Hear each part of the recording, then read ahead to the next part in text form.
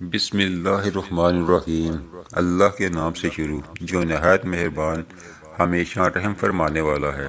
سورہ نساء نمبر 4 آیت نمبر 97 تا 104۔ اردو ترجمہ عرفان القرآن۔ بے شک جن لوگوں کی روح فرشتے اس حال میں قبض کرتے ہیں کہ وہ اسلام دشمن ماحول میں رہ کر اپنی جانوں پر ظلم کرنے والے ہیں، تو وہ ان سے دریافت کرتے ہیں کہ تم کس حال میں تھے؟ تم نے اقامت دین کی جدوجہد کی، نہ سرزمین کفر کو چھوڑا۔ وہ معذرتاً کہتے ہیں کہ ہم زمین میں کمزور و بے بس تھے۔ فرشتے جواباً کہتے ہیں، کیا اللہ کی زمین فراخ نہ تھی کہ تم اس میں کہیں ہجرت کر جاتے؟ سو یہی وہ لوگ ہیں جن کا ٹھکانہ جہنم ہے، اور وہ بہت ہی برا ٹھکانہ ہے۔ سوائے ان واقعی مجبور و بے بس مردوں اور عورتوں اور بچوں کے جو نہ کسی تدبیر پر قدرت رکھتے ہیں اور نہ وہاں سے نکلنے کا کوئی راستہ جانتے ہیں، سو یہ وہ لوگ ہیں کہ یقیناً اللہ ان سے درگزر فرمائے گا، اور اللہ بڑا معاف فرمانے والا بخشنے والا ہے۔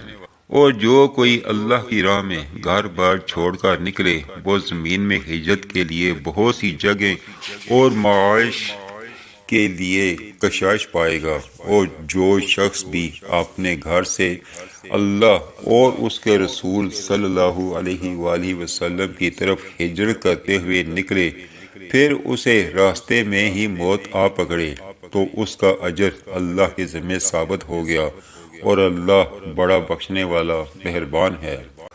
اور جب تم زمین میں سفر کرو تو تم پر کوئی گناہ نہیں کہ تم نماز میں قصر کرو، یعنی 4 رکعت فرض کی جگہ 2 پڑھو، اگر تمہیں اندیشہ ہے کہ کافر تمہیں تکلیف میں مبتلا کر دیں گے۔ بے شک کفار تمہارے کھلے دشمن ہیں۔ اور اے محبوب، جب آپ ان مجاہدوں میں تشریف فرما ہوں تو ان کے لیے نماز کی جماعت قائم کریں، پس ان میں سے ایک جماعت کو پہلے آپ کے ساتھ اقتداء کھڑا ہونا چاہیے، اور انہیں اپنے ہتھیار بھی لیے رہنا چاہیے۔ پھر جب وہ سجدہ کر چکیں تو ہٹ کر تم لوگوں کے پیچھے ہو جائیں، اور اب دوسری جماعت کو جنہوں نے ابھی نماز نہیں پڑھی آ جانا چاہیے، پھر وہ آپ کے ساتھ مقتدی بن کر نماز پڑھیں، اور چاہیے کہ وہ بھی بدستور اپنے اسباب حفاظت اور اپنے ہتھیار لیے رہیں۔ کافر چاہتے ہیں کہ کہیں تم اپنے ہتھیاروں اور اپنے اسباب سے غافل ہو جاؤ تو وہ تم پر دفعتاً حملہ کر دیں، اور تم پر کوئی مذائقہ نہیں کہ اگر تمہیں بارش کی وجہ سے کچھ تکلیف پہنچی ہو یا بیمار ہو تو اپنے ہتھیار اتار کر رکھ دو اور اپنا سامان حفاظت دیے رہو۔ بے شک اللہ نے کافروں کے لیے ذلت انگیز عذاب تیار کر رکھا ہے۔ پھر اے مسلمانوں، جب تم نماز ادا کر چکو تو اللہ کو کھڑے اور بیٹھے اور اپنے پہلوؤں پر لیٹے ہر حال میں یاد کرتے رہو۔ پھر جب تم حالت خوف سے نکل کر اطمینان پا لو تو نماز کو حسب دستور قائم کرو۔ بے شک نماز مومنوں پر وقت مقررہ کے حساب سے فرض ہے۔